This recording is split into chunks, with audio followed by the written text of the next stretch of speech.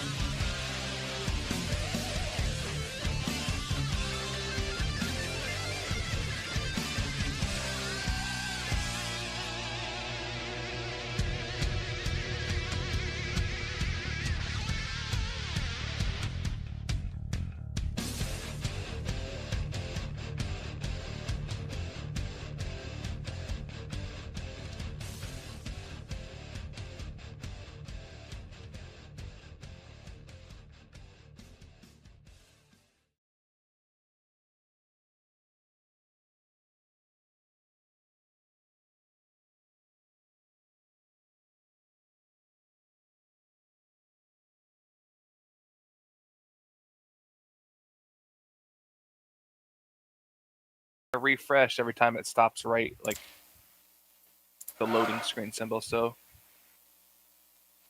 oh, it just refreshed because Shut the.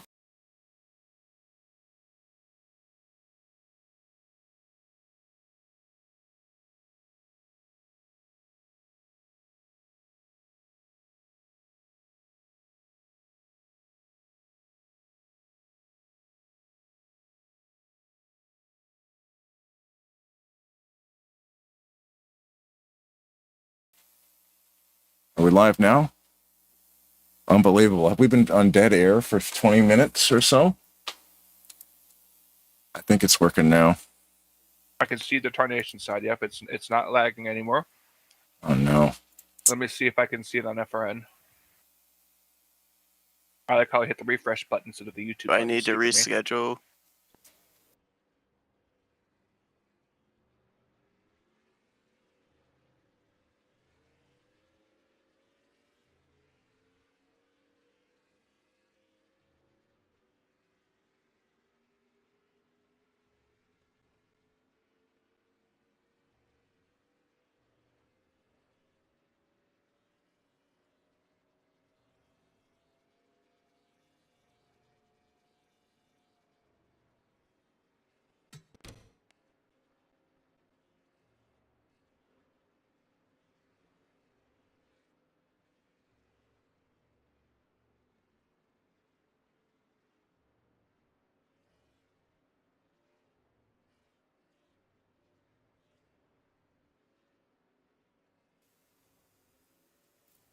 Sorry, everybody. Apologies. Got some behind-the-scenes technical glitch. It looks like we were not even online for the past 20 minutes or so. So,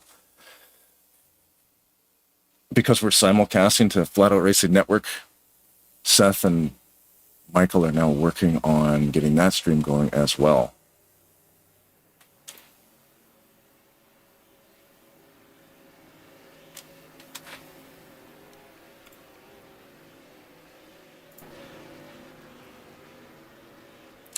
So just bear with us momentarily while we get that figured out.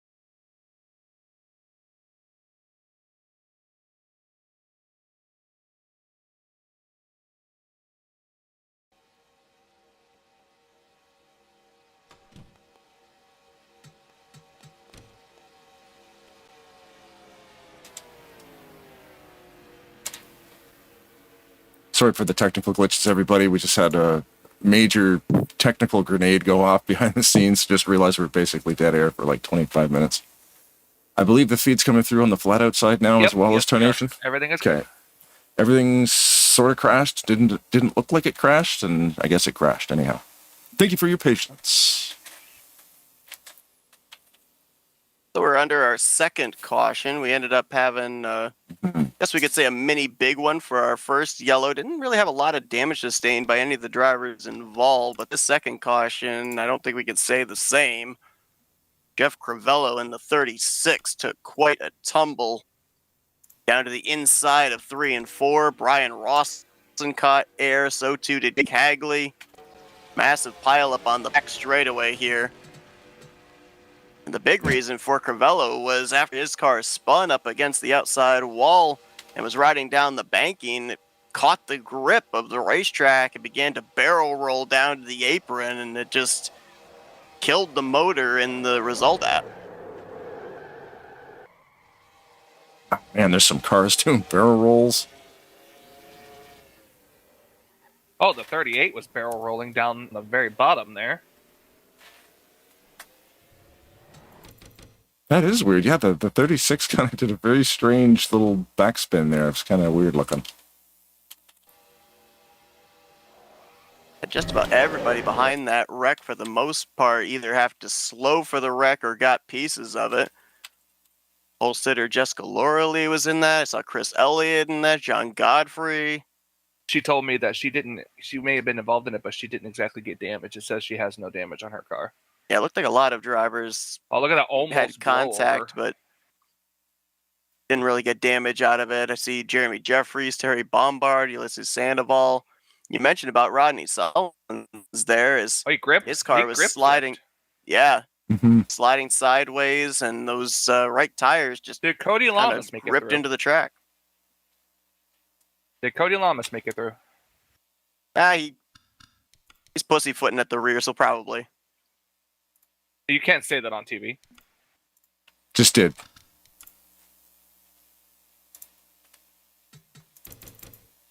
Oh, yeah, the 38.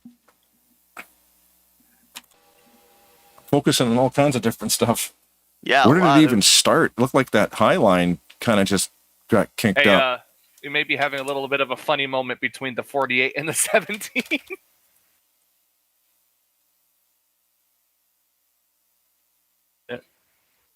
Yeah, right now they're in 4th and 5th here. Brian Schilling. Yeah, so look, before we had the technical difficulty, she's pushed him like the Kyle Busch, Ron Hornaday moment at Texas.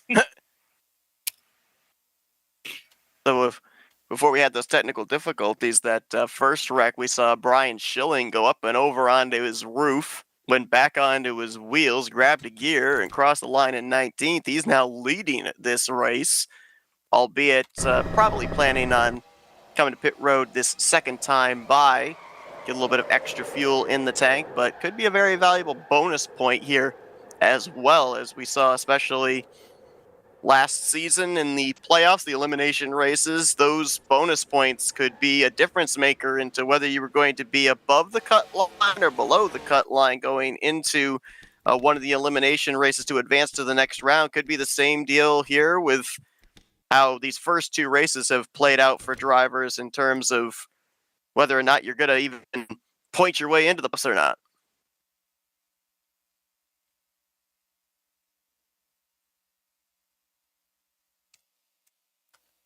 Currently just rewinding to the end of lap 7 to look at what happened to the 4, because we obviously weren't broadcasting back then.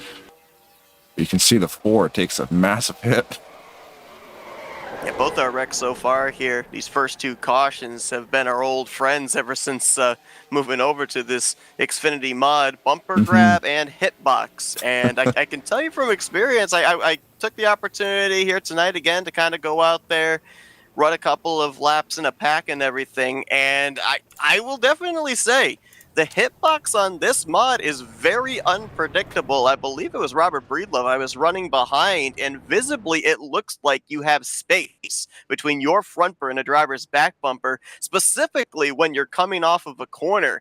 And sometimes you end up having the hitbox make contact. It stalls out your car back into the car behind you, and it can catch you by surprise. So with what we've seen, the growing pains here for these drivers from last season now here into this season, can completely understand it from a driver's point of view. Sometimes it looks like you're off that driver's back bumper, and the hitbox in the game says, nope, you're actually making contact with him. How long does RTG tend to stick with a mod before they vote for a change? They usually go for a few seasons, right? Usually somewhere between 3 to 4 seasons. The last mod that they ran, the Aero 88 series, I believe they ran that for 3 seasons. I believe that they ran the NCTS 09 mod for, I believe it was either 2 to 3 seasons. MedCup 2019 they stayed quite a number of seasons with, so they stayed with it a pretty good length of time, anywhere from 3 to 4 seasons before they ended up making the change. I know that their swap over here to the Xfinity mod was based off of the incredible racing that they had on their Wednesday night series.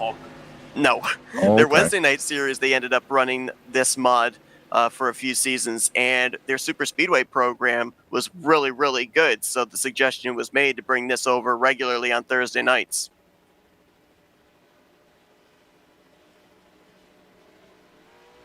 I'll take a look at our inside rows of 1 and 2. Here are 2 former winners on the season, Chuck McClure and Denny Carroll. A couple of Chevrolets lined up nose to tail with Robert Breedlove and Greg Lovell to their outside. Good launch for the inside line here. McClure is going to be clear. Carroll might be as well. We'll see if both of them are going to stay committed to the bottom or shift up there to the top. No, they're actually going to stay low. Most times we end up seeing the race leader specifically run the bottom through 1 and 2 and then move up to that middle line when the energy starts to build down the back straightaway. Not the case, at least here on this restart lap. Do you think sometimes they wait for their buddies to get clear too? Sometimes I think that happens. Just possible.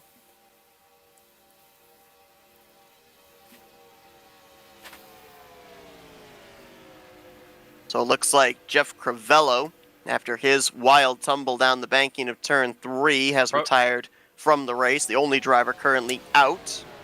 Crivello DeVille.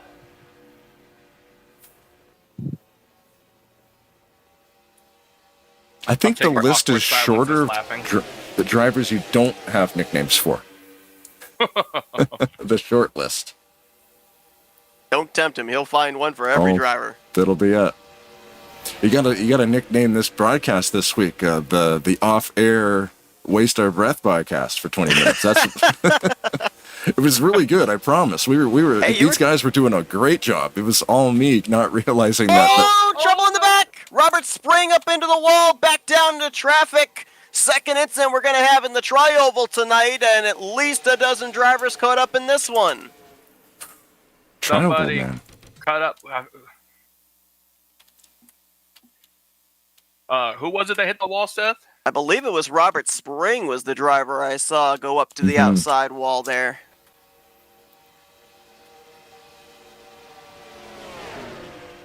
Off of turn 4. Somebody cut up in front right there. Yeah, that's Doug Woolley in the 99. Late move up in front of Robert Spring. Bumper grab the front of the 074. And Cody Lamas just comes to a complete stop. That's typical Cody. Chris Elliott, Jessica Lorley, Javier Negron all involved in that one. Kind of similar to our first caution that occurred in just about the same spot. Contact made, but relatively light contact. I don't see anything untoward that would stand out to me saying that any of these drivers involved are not going to still be competitive. Yeah, that wasn't too much damage, really, for some of these cars, like Ulysses and Jess, maybe even the 9, and the Cody Lamas, who almost got taken out by Chris Elliott. What was his name again in the car that put him up in the wall? Robert Spring? No, the other one. The one that Doug Woolley. Doug Woolley, okay. Just got to time those moves right, man. Yeah. That was probably a little bit. It's weird, again, like you guys were saying about the hitboxes, it reacted like he was clear, and then after we got 3/4 of the way across the front of him, then the thing spun out. It's deceptive. It really Yeah. is. Like, the hitbox on this particular mod is very deceptive, and from what I remember, this is a usual staple of the Sim Racing Design Xfinity mods as well. As I recall, the NXS 15 mod also had this type of an issue, so you look like you're definitely clear, you look like you're not going to be bumping somebody, but there's just that extra tiny little bit of space on the front end of the race car where the hitbox actually extends out to, and it's something that drivers have tried to get adjusted to, but sometimes what you think it's going to do is what happens. Other times it catches you by surprise, and when you're close quarter racing at a super speedway too, that's what makes things really difficult. If we were racing 1.5 miles of road course, we probably wouldn't have to really worry about the hitbox all that much, but when it comes to having to bump draft or block in the close confines of a super speedway, definitely ends up being something that we talk about a lot. Hitbox is really the most important thing on here too. And I mean, this is what I believe the 3rd season now with this mod. Second. Is it 2nd? Yep. Okay. 2nd season with this mod, and I mean, I think the drivers even talked about it. Like they know the hitboxes is like that, but for some reason they seem to still want to make those moves so suddenly. So there's got to be something that you got to adapt your driving style to. It's a tough call too, especially when so many people show up on Thursday to race here, especially, right? Like every little move is amplified, and you think you got that space, and your spotter might be telling you you're clear, but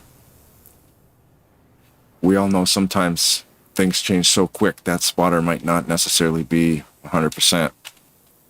And with so many drivers in the field on a weekly basis as well, the energy of the field is never the same depending on where you are.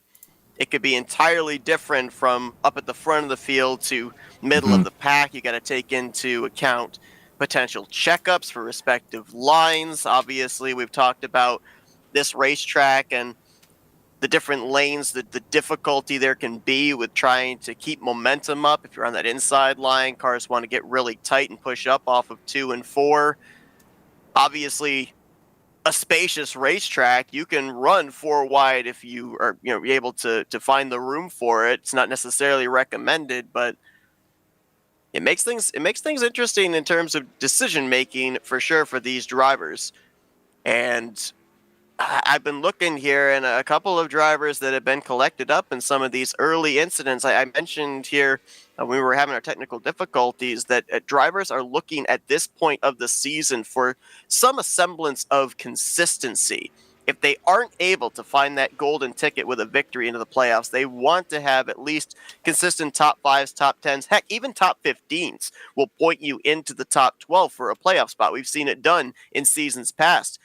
A lot of drivers have not been able to accomplish that here in these first 2 races, and a number of drivers have been collected up in these first 3 cautions that came into this race inside of the top 10. Javier Negron's been in at least 2 of these wrecked. John Godfrey, same for him. We saw Rodney Sullins have the grip flip on the back straightaway. Brian Schilling had the blowover. These are all drivers that came into tonight inside of the top 5 and top 10 in the standings after 2 races. And we head into playoffs after 9, you said? Correct. I believe it is 9 regular season races. Right on. I'd like to take a minute, too, to thank everybody, of course, for watching on YouTube, both channels. Thank Flat Out Racing for doing the commentary. And, of course, to the sponsor, well, Rolling Thunder, for coming in here and, as I always say, showing interest in the product.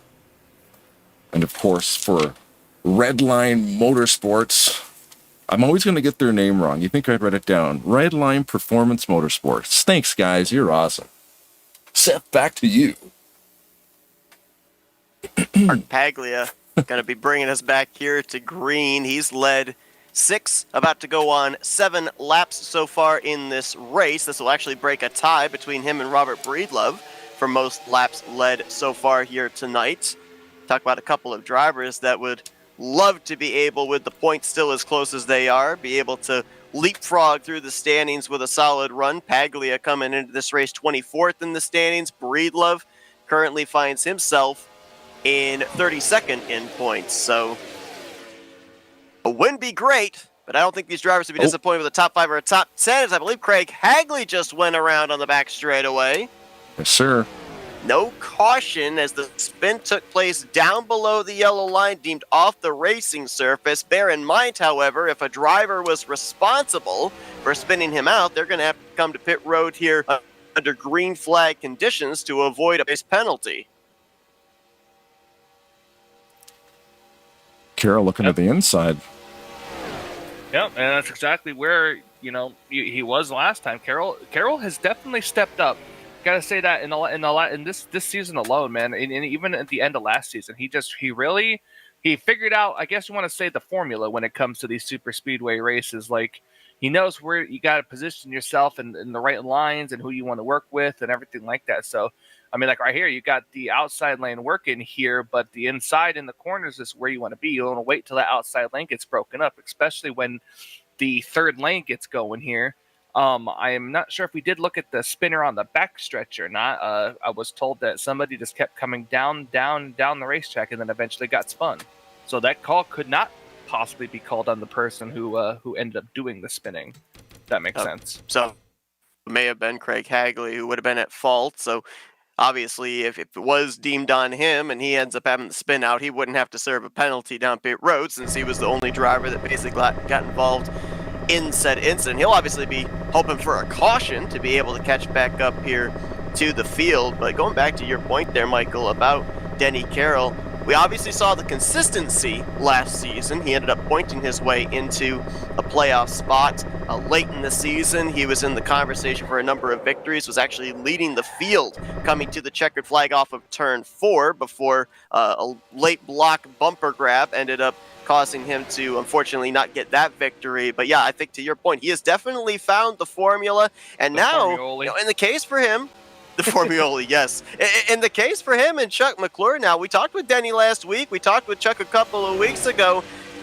They've got the pressure off their back now. They know they're going playoff racing, and it opens up the door now for these remaining regular season races for them to be a little bit more aggressive. They don't have to really big picture race as much. They don't really have to worry about points unless they find themselves down nearing that 20th in the standings cut line. So there's a lot more freedom allotted to a driver when they're able to have a crooked number in the win column.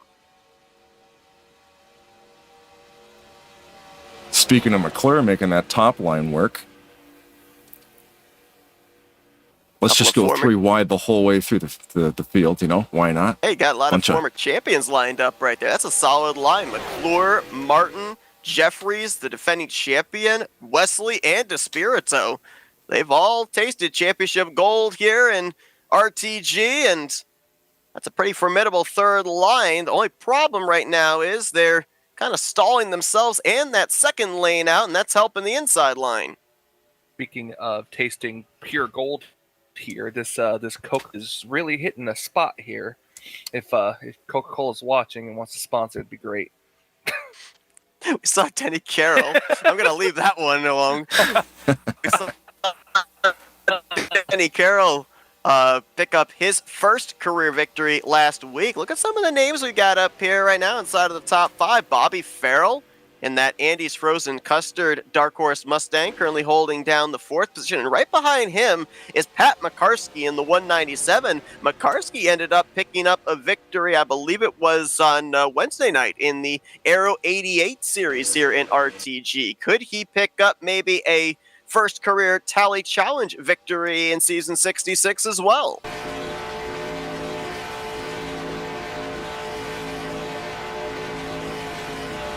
It's like that third lane has fizzled out. Second line trying to reform.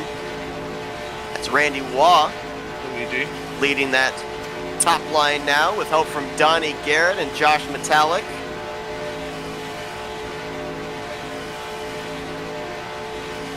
May not be so powerful now, but that line, I'd give it like 5 laps. With enough people there, it will be right side by side with the leader. Maybe not even 5 laps. Give it like 2. One of the drivers in that outside line there, Jeremy Jeffries, I feel like we haven't given him his due and given him a whole lot of time here on these two previous race broadcasts. He's the defending champion coming into this season, but he's not had the best of luck in these first two races. He struggled, had a damaged race car in the first race, and then last week really didn't make his way up into the top 10 until about the latter third of the race. He was able to finish top 10, jumped up to 18th in the points coming into tonight, but he's had a little bit of difficulty here coming in the defending champion of kind of finding a bit of traction. Maybe last week that top 10 performance was exactly what he needed, and now trying to knock on the door of the top 10 here again tonight. Currently in 11th. Currently almost hitting 200 miles an hour, too. We're just watching him on the speed cam here. Coming down the front straightaway into turn number 1, he was hitting about 200 mile an hour. It's amazing the speed difference from the front row to like a mid-pack. If you get to sit back here in that funnel, you can definitely get that speedometer up. Wreck off at turn 3. Caution is out. Yep. And that's huge for Craig Hagley. He was just about to go a lap down. Greg Palmer. It's like maybe only a single car involved. They're going to give Hagley the lap back. They were just passing him after the caution came out, but they're going to give him the lap back. Major checkup. Back up a little bit there. Oh, man.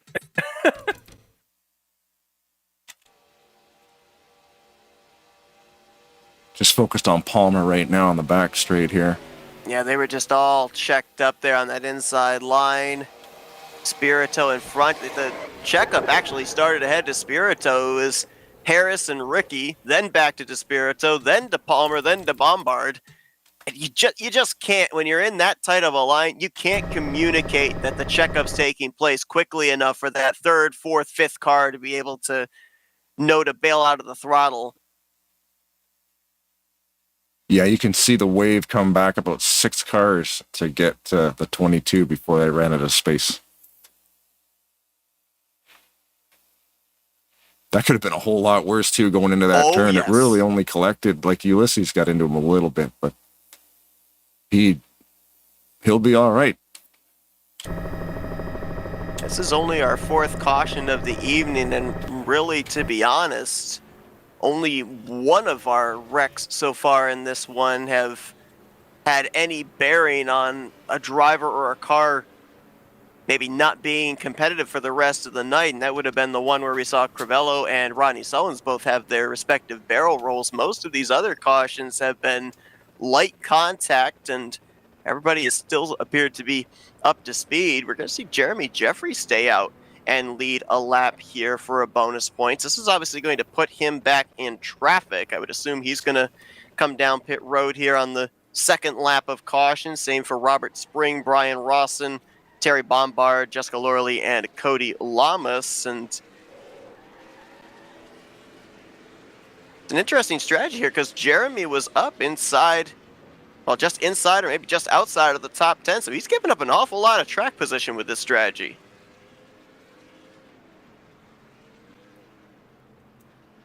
Zoomed in on multiple races off pit road there. That was a little bit congested, to say the least.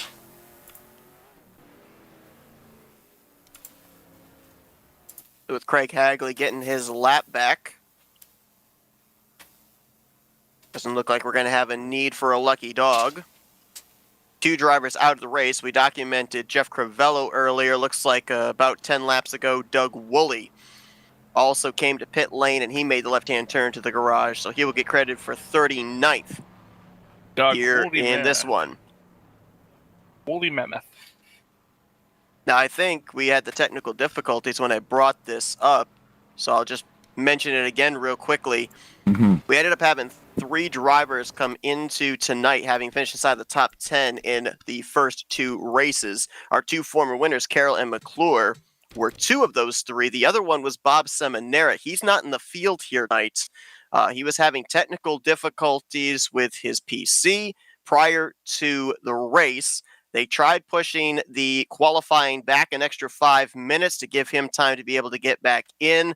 but unfortunately he was not able to get in the allotted amount of time, did not take the green flag. Now, he'll probably end up getting a provisional, but with the fact we had a full field here tonight, it is going to be probably quite a plummet for driver of the 712 in the standings going into next week. So a tough break there for a driver that had back-to-back top 10s to start out the season. We'll have to see if he can recover some of those points in next week's race. Just on board here right now at the 99 of Woolley. He pulled over going into turn 3 and he didn't even make it back to the pits. Something might have happened in his on his side of things. Maybe he had to leave.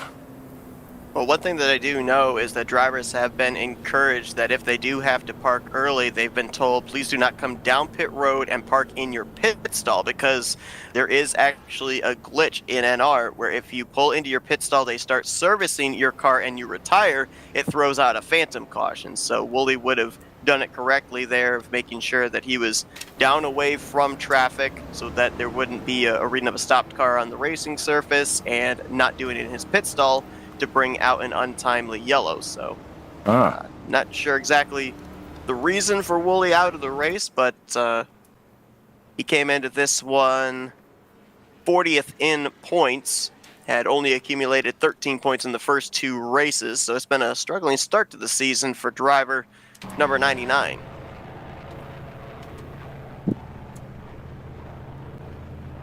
And you talk about a driver that has not had a good start to the season, going to be bringing us back to green here on this restart. That is Donnie Garrett.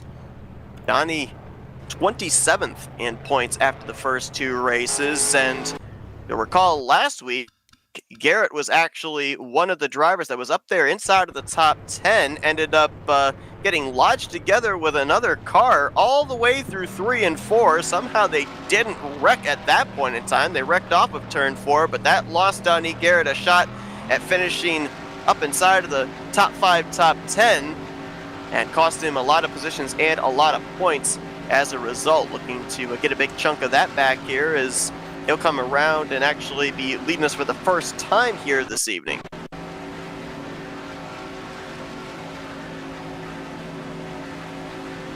Get ready for the green flag, see which line gets the better jump. Ooh, Denny timed that pretty good. He's going to get the lap led here, but there is some space between himself and Greg Lovell. That's going to help the inside line be able to draft past him. Garrett might be able to get clear with the help of Josh Metallic off of turn 2. 30 laps to go, so we still have to make at least one more pit stop before the conclusion.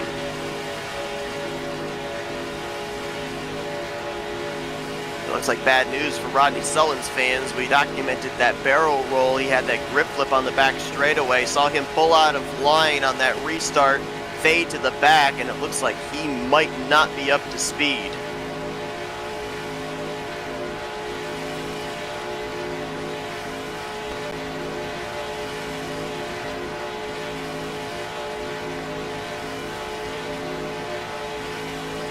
Not sure how much it comes into play in terms of grip flips, but we had Rodney in our chat after that slide and barrel roll, and he said that he actually blew a right front tire when he was sliding down the back straightaway. I don't know if blowing a tire plays into the car maybe having that counterweight and barrel rolling or not. And obviously that would have caused some roof damage, I would assume, which has lost him that straight line speed, caused him to have a problem aerodynamically. That's the one thing that really sucks on a super speedway. And after playing this thing since it came out in 2002, Rod Weston will correct you, late 2002. It is amazing how sometimes you can still come up with things that will boggle your mind. Like, I've never seen that happen in 23 years, but there it is. The thing for me that I've never been able to get a grasp on is moderate damage at a super speedway. So many times there'll be an incident that occurs with a driver where you think, oh, it's not so bad, they're going to be fine, and then they're 5 to 10 miles per hour off the pace. Then you have a car that blows over and everything. They're done. And next thing you know, you see them up inside of the top 10. It's like, it doesn't make any sense. Yeah, they're cutting the trunk off. They got, scraped the roof numbers right off the car, and it's running better than a guy that shows no damage. Never been able to figure that one out, specifically when it comes to super speedway racing. I think what it is the damage is either off or it's realistic, and then moderate is kind of a 50-50 of both. It's like wherever you hit, sometimes it just doesn't register the damage. If it was realistic, it registers everything. Moderate, you just hope you get lucky. Mm-hmm. See that bright green Quaker State Chevrolet of Grant Wesley formulating a third line there with help from Chuck McClure and company. And we've always said this too. It does not usually take Grant Wesley long to get up to the front. With this mod, it's been a little difficult. We haven't seen him up at the front too much in these races. Points coming into tonight for Grant Wesley. I think that's what some of the furthest down he's been in points for a while.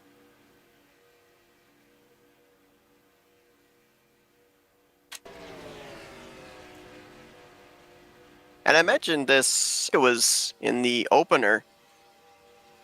It seems like, as opposed to previous seasons, to your point of it being not quite as quickly getting to the front for Grant Wesley as we've seen in the past, it seems like you have to be a little bit more patient in generating a run here at this racetrack. Normally, we would end up seeing a tremendous amount of suck-up. You would end up seeing a middle line be able to pick up 2, 3, 4 spots depending on how tight the draft was in the span of a lap. Now you kind of have to do it car by car, lap by lap, and we continually see that third line kind of fizzle out when it gets alongside the second group. I mean, look right there, Grant Wesley, he was up 3 wide for around the 6th, 7th position. He's now all the way back. Last time by, crossing in the 12th spot. He lost about 6, 7 spots right there after they had gained a ton of positions a couple of laps prior. Yeah, that's just how it goes. I mean, got to pick the right line. And in the blink of an eye, especially when they get out 3 wide, everything, if you're beside 3 cars, there's a couple spots that are going to change every second or two as you make your way around the track also. I mean, in this thing, we only have that one scoring loop, which is going to be the line we're going over right now. But, like you said, like, oh man, he lost 10 spots. I'm like, yeah, but if they're running 3 wide, it's really haven't really lost any spots, because it could just be a matter of where you are in that pack. It's got to give everybody a position, right? And when there's 12 of you within a quarter second of each other, it's all a matter of splitting hairs. Got a little dicey mid-pack there. Saw Mark Pagley have a moment off of 2, and as he was gathering it back up and coming back on to the racing surface, Brian Rawson kind of went up to the 3rd groove. And it's interesting, too, because, in previous seasons, we ended up having the alternation of Talladega one Thursday night, and then we'd go to Burnt Screwdrivers Raceway the following Thursday night. We're here at this new version of Talladega Superspeedway every Thursday night now here for season 66. And the interesting thing about it is seeing the 3rd lane and the 2nd lane kind of stall each other out. That was a characteristic of Burnt Screwdrivers Raceway. We didn't see that quite as much at the 3rd version of Talladega Superspeedway. Normally, you could see the 2nd and the 3rd lane work their way up. We would see them gridlocked from the front row all the way back through the field, 3 abreast for multiple rows. It almost seems like now we've taken the version 3 of Talladega and Burnt Screwdrivers Raceway, meshed them together, and that's brought about kind of the Burnt Screwdriver Raceway characteristics in the racing to the visuals of Talladega Superspeedway. Yeah, because Burnt Screwdrivers was changed to being a night version.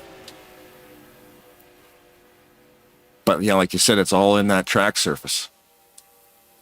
And the setup, too. And every mod is different. It's all the little things add up to make, it's finding that perfect storm. Perfect balance. Yeah. Perfect balance. We've got the best mod, but do you have a good setup to go with the track? And is the track set up properly to go with the car setup? But what about the mod? trucks are very different than cars, even though they always use the same. They always use the same physics package, so technically it couldn't matter. It shouldn't matter. True. Yep. But it does, because you guys were talking before about hitboxes and those boundaries of the actual car models themselves. I mean, with the hitbox conversation there, if you don't have the confidence of getting right up there and shoving a driver, it can make things difficult in trying to move a line forward. We ended up seeing back in the previous mod to this, when they had the Aero 88 cars, they got to a point where they were comfortable of shoving the car in front of them, even at some points in the corners. Doesn't look like we've quite gotten to that comfort level here with these Xfinity machines. Is that middle line now starting to move forward here? That's Joe DeSpirito leading that line, multi-time champion of the Challenge Series. Yet to score a top 10 this year. 2 races in, 31st in the point standings. And now it starts to get interesting in terms of what are these drivers thinking for that potential final pit stop. We've had 4 cautions so far here tonight, so we haven't had to see drivers come to pit road under green flag conditions, but we are now crossing over into the window where drivers could make it the rest of the way. We do know that they're going to have to come to pit road somewhere in the vicinity of 10 laps to go. That's about the furthest they can make it from the lap that we restarted on.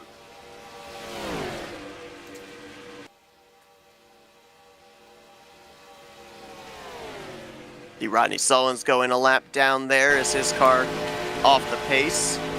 He'd be the only driver off the lead lap right now, would be in line for a lucky dog position under any future yellows. Hey, check around. Our in-race reporter said something about a spin possibly from the back straightaway. See if there's anybody far behind. Other than Craig Hagley, maybe Craig went for another spin. I don't know. He's the only one I see back there, along with Rodney Sullins, who they just lapped. Everybody else appears to still be up in the lead pack.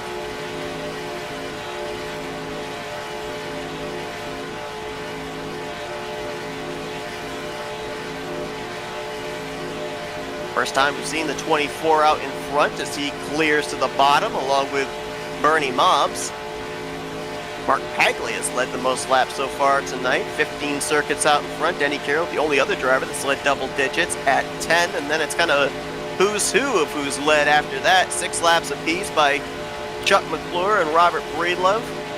Joe DeSpirito just led his 3rd lap, 2 laps led for Josh Metallic and our pole sitter Jessica Loralee, and then 1 lap each for Donnie Garrett, Jeremy Jeffries, Brian Schilling, and Billy Elliser.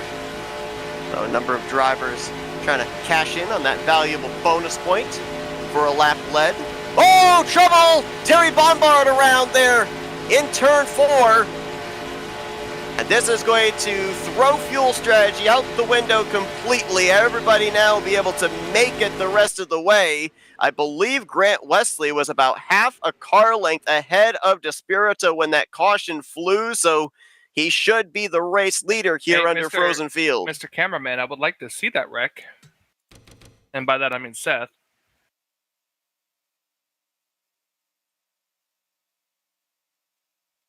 Yeah, it looks like Javier got in the middle of that. Greg Lovell on the inside, kind of pushing up the racetrack. Yeah. Late hit there for Cy Jones from Robert Bring. Doug Hewlick involved, Billy Elliser, Bob Dixon.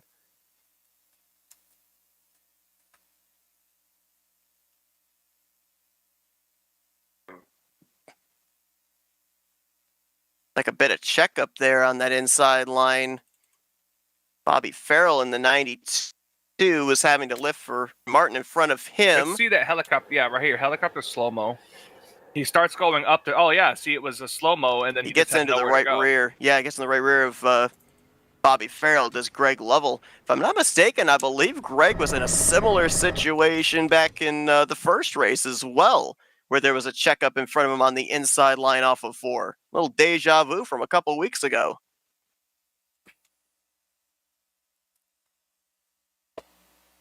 Cy Jones almost got through that wreck. He almost was able to shoot the gap between, I think it was Robert Spring and Doug Hulick. Just got clipped in the right rear quarter panel.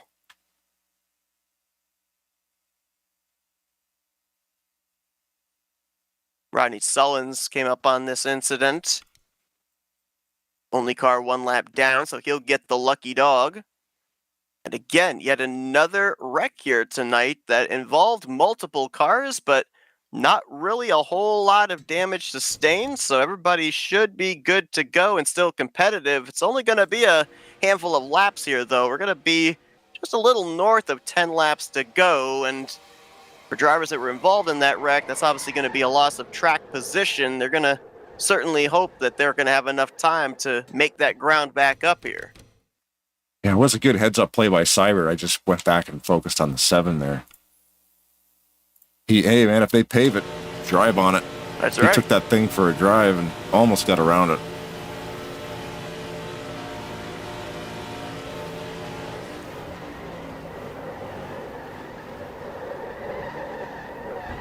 Robert Spring has stayed out. Going to get himself a bonus point for a lap lead. He'll be eventually turning the lead over to Grant Wesley. The timing of that yellow would have had us racing back to the caution. We were just outside of that window, so it was frozen field at the time the yellow waved, and Grant barely had his nose out in front of Joe DeSpirito. Now that Grant's got this track position, one of the best in the business of defending it, so we'll have to see if he can keep everyone in his rearview mirror. Joe DeSpirito, Denny Carroll, Bernie Mobbs, and Donnie Garrett look like they're going to be the top 5 when we get ready to go back green.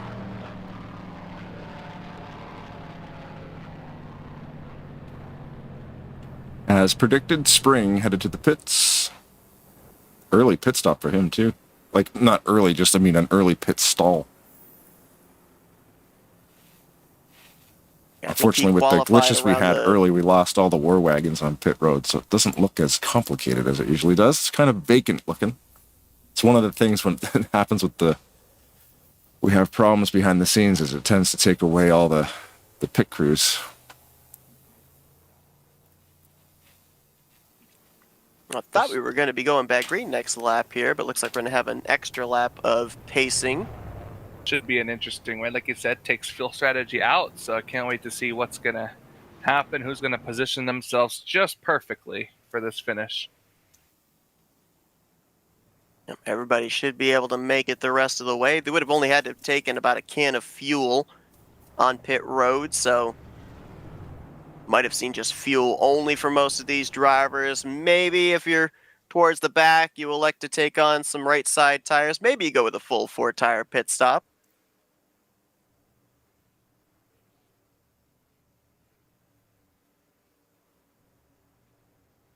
Caution helped out a couple of drivers. I mentioned Rodney Sullivan's going to get back on the lead lap. Remember, Craig Hagley had that spin on the back straightaway, too. That allowed him to be able to catch up to the field.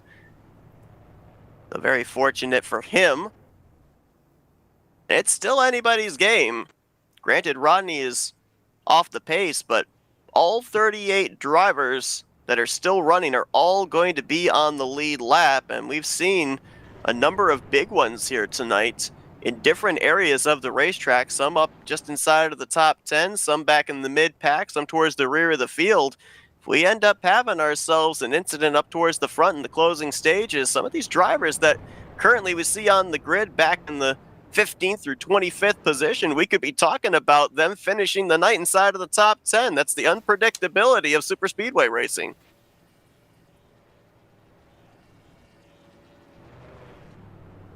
Rodney Sullins on the outside there, eagerly awaiting the lights to go off on the pace car so he can go for a 2.6-mile drive.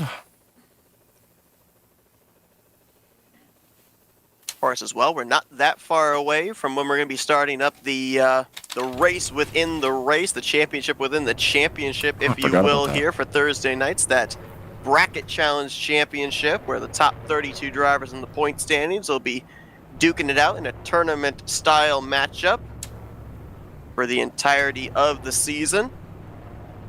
up to and possibly including the season finale, depending on circumstances. Sometimes the championship is won in the race prior. Sometimes it goes to the season finale race. Brian Schilling, the defending two-time back-to-back champion so far here in the bracket challenge.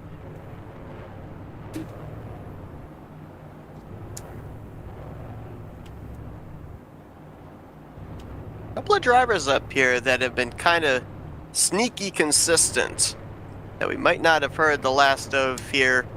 Bernie Mobb second on that outside line, that one car. Josh Metallic right behind him. These two drivers have been up pretty consistently in the top 10 for the last 20 to 25 laps. And remember, we saw Brian Schilling on his roof sliding through the tri-oval for the first caution. He's up here in the 8th position, so talk about turning your fortunes from earlier on in the night.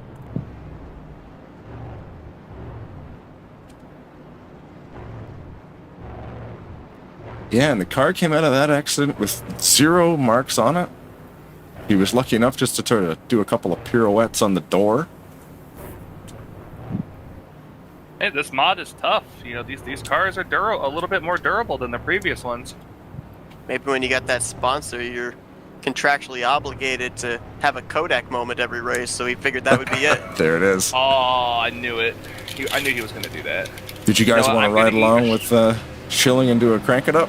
Yeah, absolutely. Sure. I'm going to eat a shortbread cookie while we do that.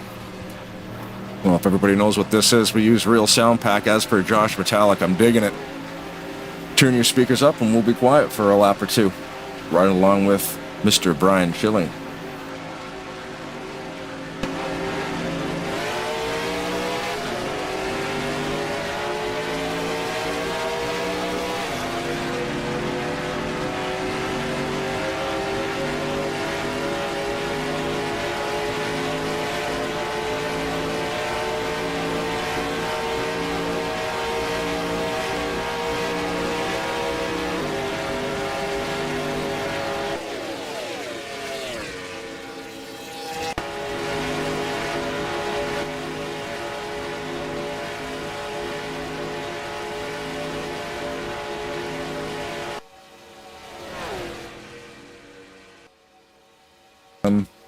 Okay, we'll cut that short. We have an accident. Yellow Yes, flag indeed. back up. Yeah. Caution out. 5th time tonight, and it looks like problems for the 880 of Greg Lovell. It's hard to tell. I thought maybe he missed a shift or may have lost a gear. It doesn't appear that was the case. Just maybe caught napping a little bit at restart, and it stacked him up behind. John Godfrey getting to the back of him, and Greg Palmer, then Ron Hagelin, and then it gets back to Garland Oaks, who jacks up the Coca-Cola machine. I don't know, a Dr. Pepper car wrecking a Coca-Cola car. There might be some nasty letters being sent between corporations after that one, but Joe DeSpirito, Cy Jones gets popped up into the air. Pretty much everybody in the latter portion of the field kind of getting swept up into that one.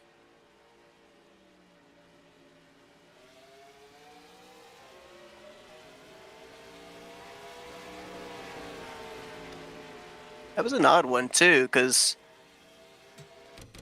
it looked like Greg was spaced well there with Ulysses, and then he kind of pulls up close to his right rear, lets off to put space between them again, and it was like after he let off at that point, he was never able to get forward momentum again. It just kind of as if he faded back to the nose of John Godfrey. So I'm not 100% certain what went on there. I went on board to listen and see if maybe there was a rev with a second gear missing. Didn't hear anything like that, so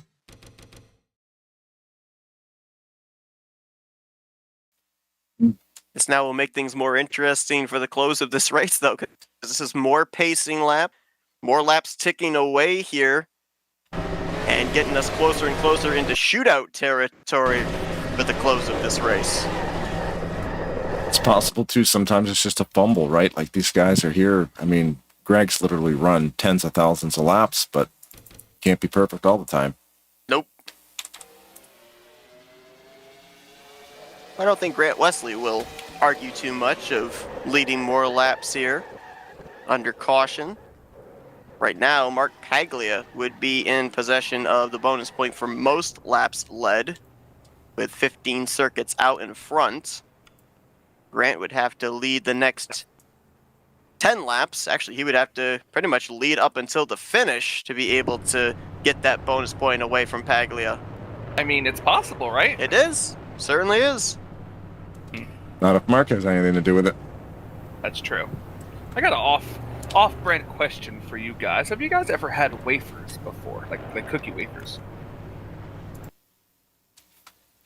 Say again, sorry? So have you guys ever had like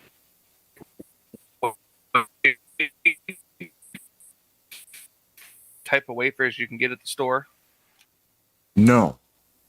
I don't think I have. We are talking cookies, so I should know this. Right?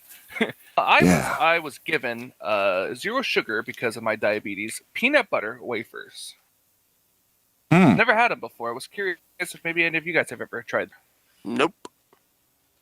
A lot of that, like, sugar-free, like, vegan stuff now, it's actually really good. Yes, actually it is. Back in the olden days, most of that stuff tastes like dirt. But now it's like, oh, that's not actually cheese. That's scrumptious. Back then it wasn't supposed to have taste. No, exactly. Now you I can, like, can't believe it's not cheese. Exactly. Well, it's crazy. Like, we have a poutine fest going on across the street here, right? So, but there'll be, like, vegan trucks in there. And I'll just try it. The wife's a vegetarian, right? So, hey, I mean, you only got one the gravy, life, right? yeah, the gravy isn't, you know, there's nothing in the gravy that'll mess with you. And they've even got cheese curd. That's not even real curd. It tastes amazing. I don't know what it's made out of, but, you know, whatever. Tastes a little bit different from the other stuff, but it still tastes good. You don't know and you don't dare ask. Yeah, who cares, right? Whatever. You gotta die of something. If it's gonna be eating a poutine, why not? If you don't know what that is. You guys know what poutine is down there? Oh, yeah. Yeah, okay, good. I mean, I heard of it, but I don't exactly know what it was. I thought it was I thought it was a type of cheese, but It's French fry. It's a bucket of French fries with, like, cheese curd and gravy. But some of these places, we have a local place here called Bastini's, and they are obnoxious with their poutine. You can get, like, a cheeseburger poutine. It's awesome. Not far enough north in New York, but there's a lot of northern New York places that are you had very to into until you poutine. said gravy. Oh, the gravy's good. You would love it. I guarantee you would love it. Now, are you the type of people that doubt sausage gravy? Yes or no? Oh, yeah. Sure. Sure. What is that? I've never tried it, but you try everything once. It's like, you never tried it, but try everything once. You've never had sausage gravy before? I don't think so. Oh, I want to. You don't know what you're missing. Okay, what is it? It's milk, flour, and a little bit of water. Make it from scratch, and then your breakfast sausage, you cook that up, add it in, and oh my gosh. If you get it the right consistency, put it over some biscuits and gravy, fire. Oh, man. Thanks, everybody, for tuning in to the FRN Tarnation TV cooking channel, where we share our recipes while we watch the front row of Wesley and Carol come to the green flag. Yes, I was going to say, we're under caution, so we have time to talk about this. Yeah, we do. And I've got some allergies, so I got a really cool radio voice. Sunday. This just in. Yeah. Breaking news. Weather with Blaine. Yeah. Breaking news. Lap 57 is about to come to a close. FRN, back to you. A chance of cautions. Yeah. Just a couple. Just a few. Let's go to Blaine with the weather. It's going to rain. It's going to rain. Who wants this dog? All right. 9-lap shootout. To decide this one here tonight, Oh, will man. we see TV2, a third? Seth, I want to see if anyone crashes. Will we see a third different winner on the season? We've still got our 2 previous winners up here inside of the top. Looks like 11. Denny Carroll's restart on the outside of the front row. Chuck McClure from the inside of row number 6. So it's not outside the realm of possibility this early on in the season to call somebody a multi-time winner. Absolutely. You know, when we didn't broadcast, well, we thought we were broadcasting the first 9 laps, but apparently we weren't. So, hey, if you're going to broadcast 9 laps, it might as well be the last 9. There you go. Technical glitches aside, this race has been pretty awesome.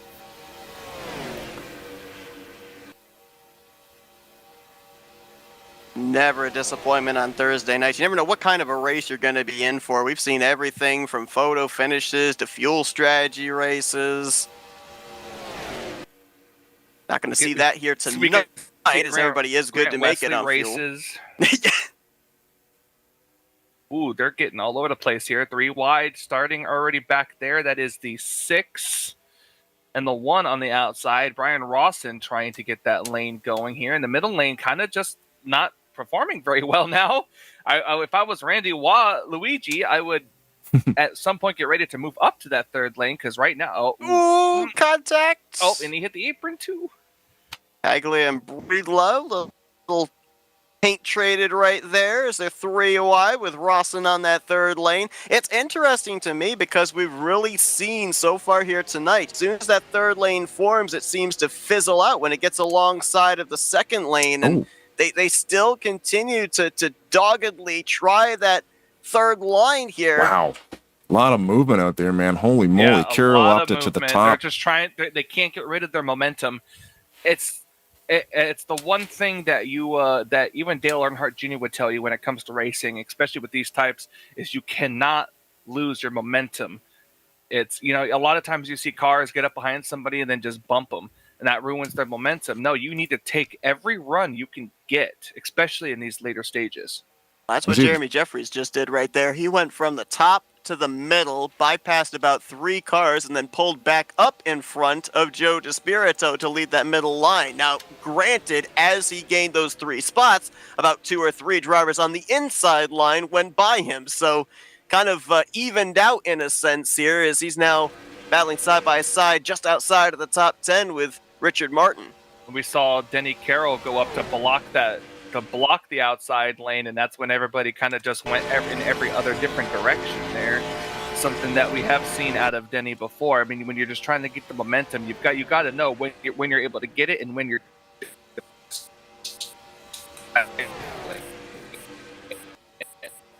and help that outside lane. Now that's the question. I was looking back there for a split second at the 09 of Chris Elliott. It looks like he kind of got lost in the middle line there, and he did find a spot back on the bottom. But we're focused on the top runners right now here at the front. Well, we like to poke fun of him a lot, and here he is running on the outside lane in the middle of the 48 of Cody Lamas. What do we call him? The alpaca in the back. Yeah, and unfortunately, I don't really feel like he's got enough laps left to get up to the front here, but he's trying. And that Randy LaJoie throwback of John Godfrey. John Godfrey. And they're trying something further up front here, too. Brian Schilling's now jumped up to that outside line. So, too, is Robert Breedlove and Randy Waugh. Luigi. Now, the outside lane can get a good run going up on there. They're gonna catch up to that 28 car. The question is, will the 711 go 3 wide, or will he try to just... Because like I said, the suck up on this specific setup with these mod isn't that great. You have to really get you got to pedal to really get that momentum. If you're Brian Schilling, you do not want that 3rd line to start forming, because right now they're trying to build that momentum in the 2nd groove. You need all those cars behind you to be able to complete that surge. If that 3rd line jumps out, that's all your energy gone. Well, Grant's got to be watching that outside lane, because right now there's only 5 cars on the inside, while the rest of them are pretty much on the outside. And they got also, I think in that point of no return, I think the next flag would end the race. Yes, right now, if a flag came out, it would end the race. So... whatever happens at this point is going to happen. Here comes the 4 on the outside. Will the 88 go up to block? And if he does, it's got to happen right after turn 2, right on the exit of turn 2, because that's when the momentum's going to pick up with that outside. Less than 3 to go. Looked like the inside line was a little better that time. Wow. 1 and 2. They were really putting out. See, 88 couldn't get up there to block. Now that's going to really cost him. What a shot, though. That 4 just got... It looked like a pretty violent hit, but, man, that's what we call bump dropping. That was a chain bump and a half. Mm-hmm. Ooh, seeing some movement in the middle of the pack there. Bernie Mobbs and Chuck McClure. Somebody just went 3 wide back there. And it might force a 3 wide move back there. Yeah, maybe he was able to get back inside because I saw someone just move up to the outside lane here. Now look, side by side, inside lane is, oh my gosh, my voice. Inside the line is going to get the momentum now, but this really looks like a good even pack, Seth. That last time by with 2 to go, Brian Schilling 5/1000ths of a second over Grant now. Wesley. He's clear to the bottom now. The question is, will he go or will he stay? Here are the 4. What do you got to stay, right? I think you stay in the middle. I think you've got yeah. to. The momentum's there. If a third line starts forming behind and you're clear, then you go to the bottom. I think for right now you stay in that middle there group. Goes. Trying. Cody's gonna try, but he can't get the momentum. White flag, 1 lap to go. Whatever happens here. For 2.66 miles, Schilling and Wesley, couple of former champions trying to get their first wins on the season. Wesley, the advantage off of 2. Here comes the surge of the middle line, and they're starting to form back here. This is not what Schilling needs. This is going to kill that middle groove. There it goes. He just Randy lost. There it goes. 4 wide. Oh, this isn't good. Holy moly. Breedlove and Lamas make contact. They're wrecking in the back. All that energy gone for Schilling. Can Garrett maybe get to the outside of Wesley? Oh, what a block. I think that's done it. That 1 block's going to be enough. Wesley's going to hold him off. And Wesley is going back to victory lane. That was quite a finish right there.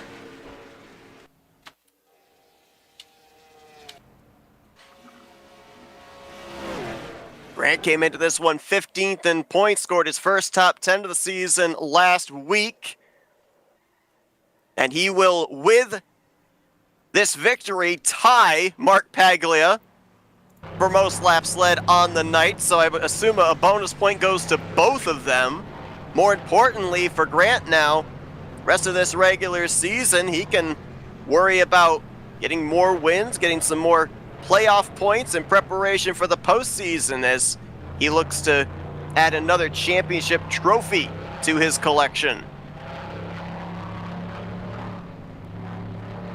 What a fantastic finish. And there's always that one point of the race you could kind of go back to as the difference maker.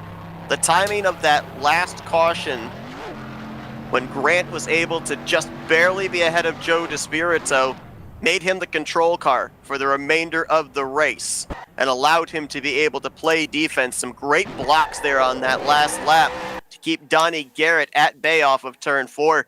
I'll be honest, I thought that there was a big chance both those guys could possibly bumper grab with just how close that block was and how close that move was by the 77. It's nice to see they both actually made it back to the start-finish line 1-2.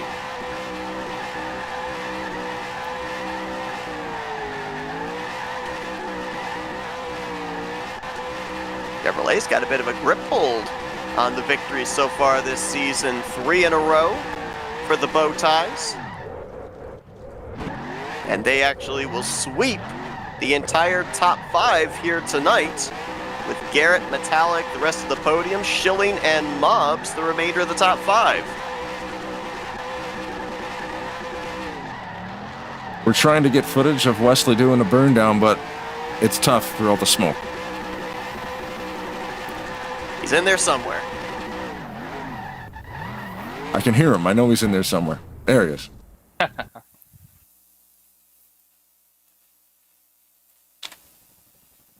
couple of drivers had some issues in the closing stages of this race too. I believe at around 2-3 to go, Greg Lovell and Ulysses Sandoval with some connection issues.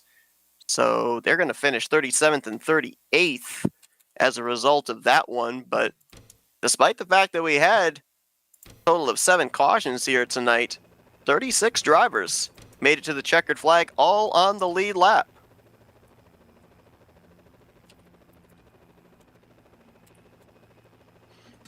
So Grant Wesley now going to add his name to the list of those that have taken a checkered flag here in season 66 and are going to be going playoff racing, provided he stays above the 20th position in points for the remainder of the regular season. We're going to be talking with him in victory lane in just a moment, but let's see if we can dial up our other podium finishers here tonight. And let's kick things off with the driver of the number 39 machine. Third place performance here tonight for Josh Metallic. Hey, Josh, it's the guys up here in the broadcast booth. Got a copy? I got you guys. Great run for you here tonight, up inside of the top end, pretty much the entire second half of this race. We ended up seeing a lot of decision making have to go on there in the final 2 laps or so. A lot of drivers trying to figure out, do I go up to that third lane? Do I stay here in this middle lane? If there's a hole open to the bottom, do I take that? Energy has been a huge talking point here this season with this track mod setup combination. How difficult has it been? Have you seen any similarities or differences from last season to this season? And what adjustments have you had to make maybe accordingly? No, it feels the same. It is the same track. It looks different. It's got a wider pit road, but for me, it drives just the same. I don't feel any differences out there. It has the same characteristics. When you get too wide, the low line starts to go. Or when you're 3 wide, the low line goes. 2 wide, the middle lane likes to get moving. But we had the low line going pretty good a lot of the evening there, especially at the end. It wasn't doing as bad as it normally does. So I stayed low. I knew eventually that third lane would start coming up there. I thought I'd do it sooner and I'd be able to clear the other 2 lanes and make more of a run towards Grant and Donnie, but it didn't really show up to the last lap, so I kind of ran out of time. But I knew down there I'd be probably safe if all hell broke loose or something. So definitely happy with the top 3. We talked about before you guys took the green flag this evening, it seems like now we get into the portion of the regular season where drivers, if they can't find victory lane, they look for a sense of consistency here to be able to keep themselves up in the point standings. A number of drivers have run well in one race and then had some hardships in the second race. You've been able to find that consistency right out of the gate. You came into tonight with 2 races under your belt, 5th in the standings, another podium finish here tonight. What have you been able to find here that's given you this consistency in the beginning portion of this season, and what have gleaned off of these first 3 races can you do to be able to continue this consistency, keep yourself up in this conversation week after week for a checkered flag? It's been a lot of luck. I don't know if you guys caught the one wreck that I absolutely 100% should have been involved in and somehow avoided it by just pure luck. So luck's a big part of it. I got through it. Rodney got destroyed, unfortunately. So just being able to avoid some of the mistakes or other people's cautions or pit road penalties are big. If you're in the top 10 and you get an EOLL, you just threw away 30 spots. I mean, that may be your night, even on a super speedway. So just try not to do anything to put myself in a bad spot. And so far, it's been a lot of luck just avoiding the wrecks. I know, it always evens out, so I'm kind of worried about what's going to happen in the upcoming weeks, but so far, so good. Obviously, in previous seasons, we've seen the alternation between Talladega Superspeedway and Burnt Screwdrivers Raceway, but we're here at Talladega the entire season. Does that help as well? Maybe to be at the same track every Thursday night to be able to establish that kind of consistency rather than having to kind of readjust to the racing characteristics of a different track? I think a little bit. The lanes drawn on the track between Talladega V3, RTG V3, and BSR were different, so it kind of messes with you. You want to follow the lane, so it does make guys kind of drive differently, or at least different spots of the track, whether they mean to or not. But beyond that, it's the same. We've all done it enough. It should be almost muscle memory with your eyes closed, being able to turn these laps. We've done it for so long. So I haven't noticed too many problems or any differences. Pit road's great. We came out 3 or 4 wide under a caution one time. I'm like, this is so comfy down here. So thanks, John Godfrey, for the expanded pit road. Another great performance for you here in the early stages of this season. Podium run here in race number 3. Certainly got to think based off of what the points looked like coming into tonight, looking at the finishing results and everything, you're going to be up there in the conversation to go into next week, if not the points leader, very much so in the conversation. I mean, could be single digits, very minuscule margin for you to be able to maybe take the points lead after next week. Congratulations on a great start to the season. Solid run here tonight, up inside of the top 10 pretty much the entirety of the second half of this race. Had to pass quite a number of cars starting mid-pack to do so, but we'll now give you the opportunity for some thank you sponsors and shout-outs. Appreciate it. First shout out to Tim. He's watching his Bills tonight. Looks like it's a pretty good game, so I'm glad he didn't give up racing for a bad game to watch. But appreciate Tim and Rodney every week.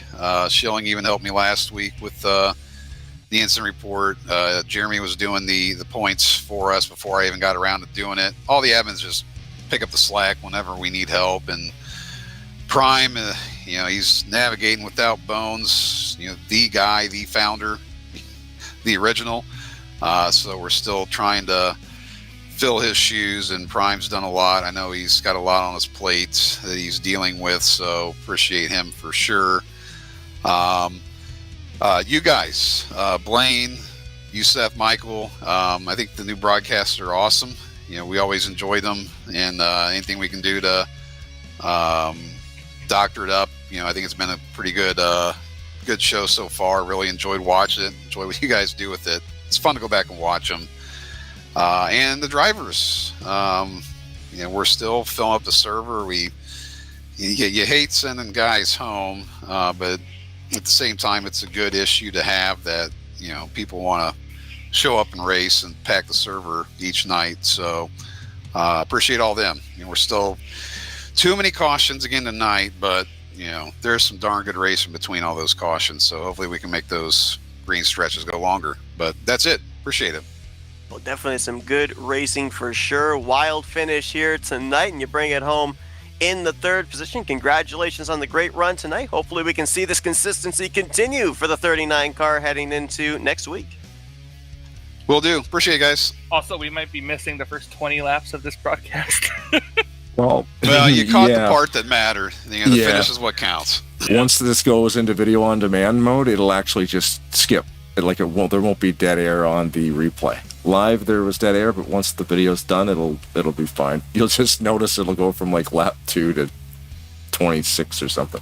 Teleported in time. Yeah, it'll just go, what just happened? I'm like, well, we weren't broadcasting for about 15 minutes, so we had a technical bomb go off behind the scenes. So when we figured it out, we were scrambling, but we made it good. work. Yeah, I saw it happen in the beginning, but you caught the parts that matter. Everyone wants to see the finish, so no worries. Thanks, Josh. That's Josh Metallic, third place here tonight. Congratulations once again on the good run. Thank you. See if we can get a hold of our second place finisher here tonight. Had a heck of a move there off at turn 4, but just could not get around the 88. Let's dial up Donnie Garrett. Hey, Donnie, it's the guys up here in the broadcast booth. You got us? Sure, I got you, man. Been a long time. It has indeed. I'll tell you what, though.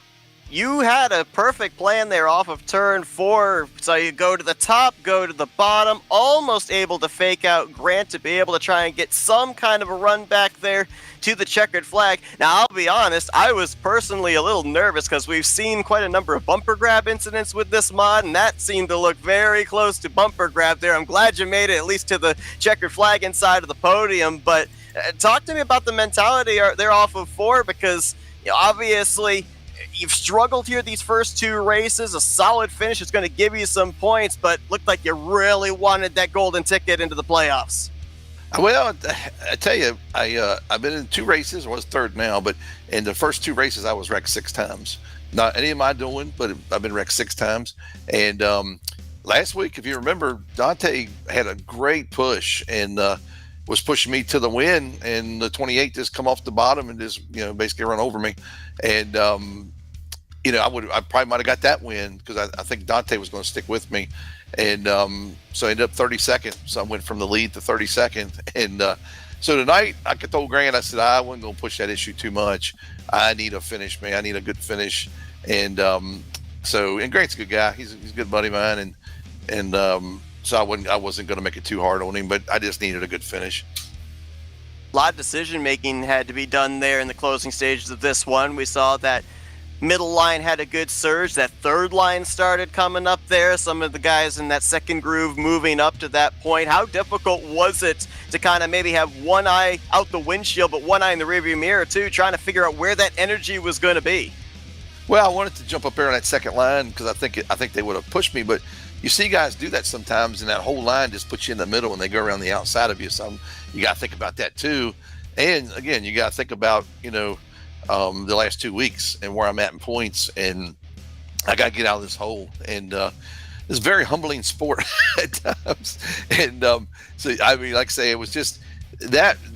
Usually I'd get a little more aggressive than that, but again, I needed a good finish, and I don't mind giving up one to Grant, but I think I could have made it a little harder on him, but again, I just wanted a good finish for tonight just to try to jump up, because I think I was 30th in points or something, but I almost might have had to qualify if I'd have gotten a wreck. So I'm not the best qualifier in the world. So I figured, you know what, you weigh all those options, and all those options are going through your head, a mile a minute, and that little thing sits on one shoulder and the other one sits on the other. The other one shoulder's telling you, go, go, go, you got to win this thing. And the other shoulder's going, no, man, come on now. You need a good finish here. So tonight, the good guy won. I want to touch on that just a little bit more because, 27th in points coming into tonight. And I believe I've mentioned this before, that it seems like a driver's mentality, what their goal for the night is based off of a couple things, maybe where the random qualifying draw puts them, and as you documented, where you were in points after 2 races. So 27th in points here tonight. We'll wait to see what the updated standings put you at, but at what point in the standings position-wise do you think then we kind of start to get a little bit more aggressive and maybe try a little bit more unorthodox move to try and get that victory? Where's the comfort level points-wise where you then notch it up just a little bit more? Do you want the political answer or the honest answer? Either one or both. It honestly depends on who I'm around up there. That's the honest answer. I mean, I had Josh behind me, Grant in front of me, 2 of the best out here, 2 of the safest guys to be around. But if the situations were different and there were different drivers up there, I'm just going to sit out of the way.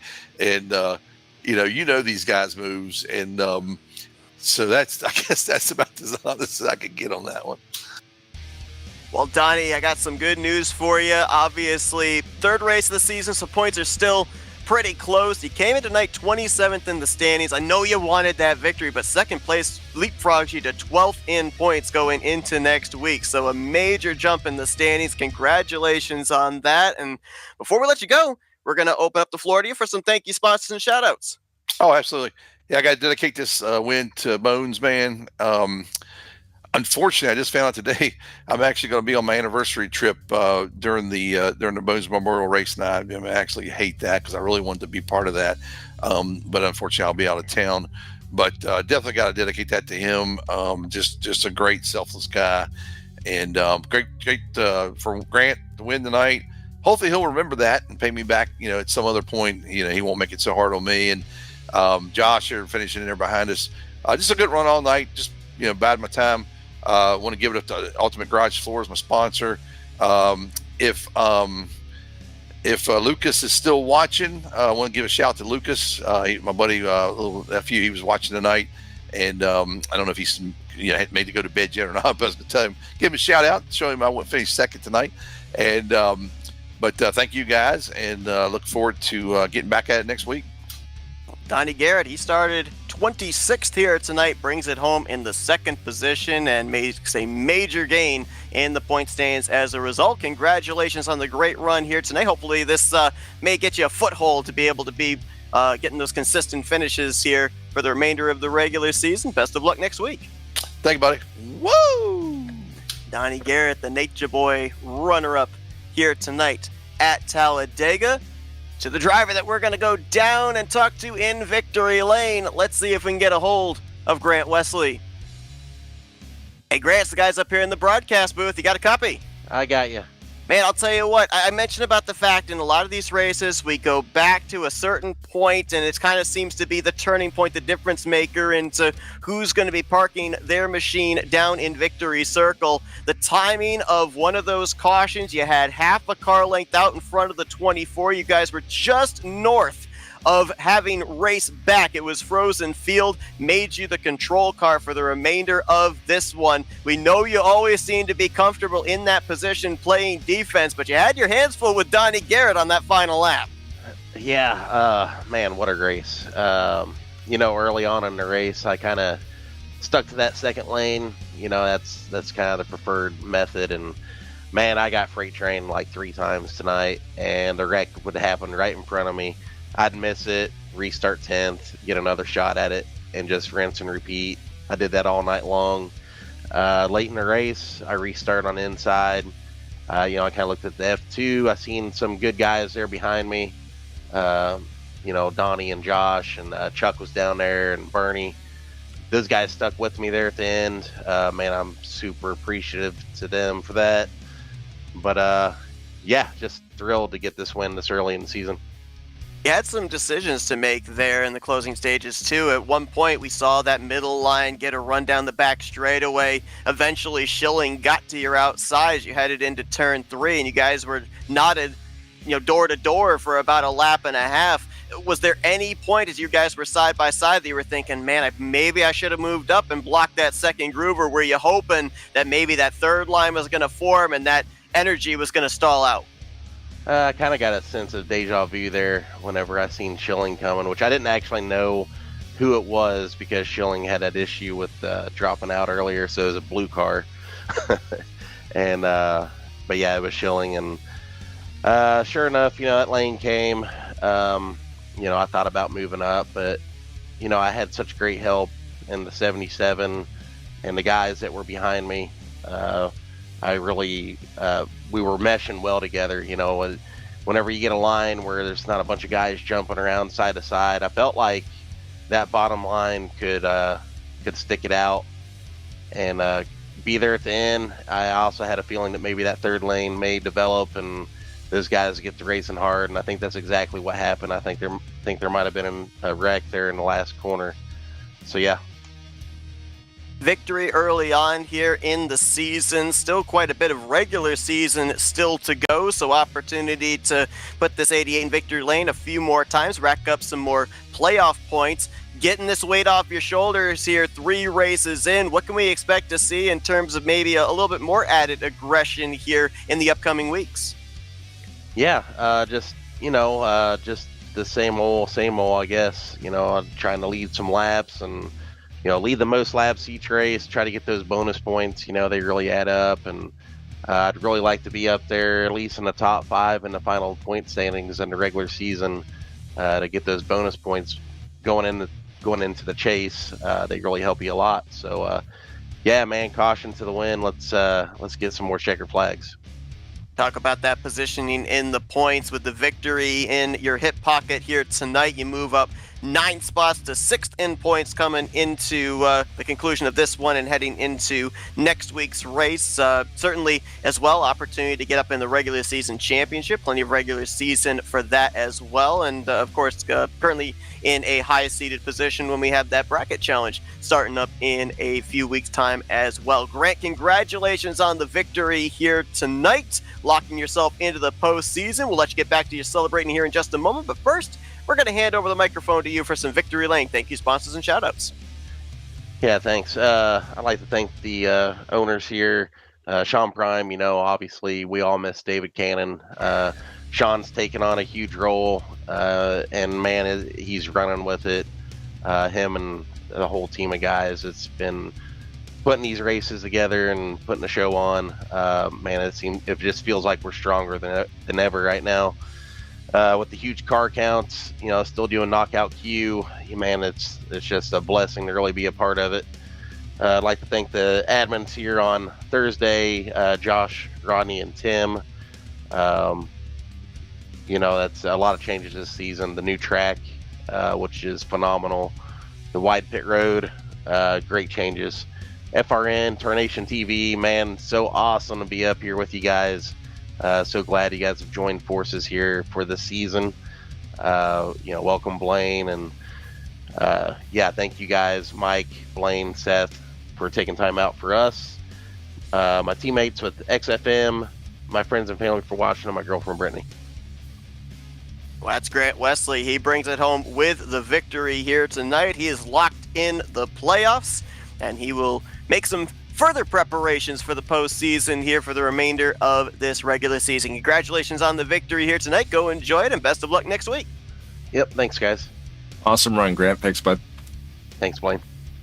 Grant Wesley, third different winner on the season. Chevrolet currently has swept the first 3 wins, and subsequently, all 3 of our former winners now will head into next week inside of the top 6 in points. It's interesting, coming into tonight, Denny Carroll had a 2-point lead over Chuck McClure. We have flipped the script. Now Chuck McClure a 2-point lead over Denny Carroll. Metallic, Schilling, John Godfrey has jumped up into the top 5 in the standings. So we're starting to see a number of drivers that have got the weight off their shoulders. They've been able to pick up victories here. They know they're going playoff racing, but we've also started to see a number of drivers that they've been able to kind of find their footing, been able to find that consistency here. And we've seen during the course of previous seasons, we've seen multiple drivers go to victory lane for the first time in their career or cut a long winless streak. I'm looking at some of these guys up here inside of the top 10 in the standings right now. John Godfrey, as I mentioned, in 5th. You've got Bernie Mobbs in 7th. Randy Waugh in 8th. Javier Negron in 10th. Luigi! It's not outside the realm of possibility. These guys hitting this consistency early on in the season that we could find them in victory lane before the end of the regular season. You didn't give me my pause. I'm very upset with you. I gave you a pause. You didn't take it. Oh, you did not. Sir, now hurry up. Finish up. Gosh. We could go back to an instant I'm mad replay, at but I'm afraid everything will break down again. Fair enough. But we've ended up having scenarios where we've had 9 regular season races. I think there was one season that we had an expedited 8 regular season races, and we've seen 9 different drivers go to victory lane. I don't know, with what we've seen here in these first 3 weeks, I'm getting that kind of a vibe where we could end up seeing every single race have a different winner here in the regular season, which is going to make things very congested for that minimum 12 playoff positions in the postseason. Yeah, and I can't wait to see who's going to be the one for that playoff season as well, Seth. I mean, we got 3 different winners now. What was the season? It was a couple of seasons ago where we had up to, 10 different winners? I think it was 10 different winners in 10 races, yeah. And 51, I'm showing 51 drivers have already been in and out of here in the first 3. So, I mean, that'll just climb every week. We've added a couple more this week after I ran through the stats.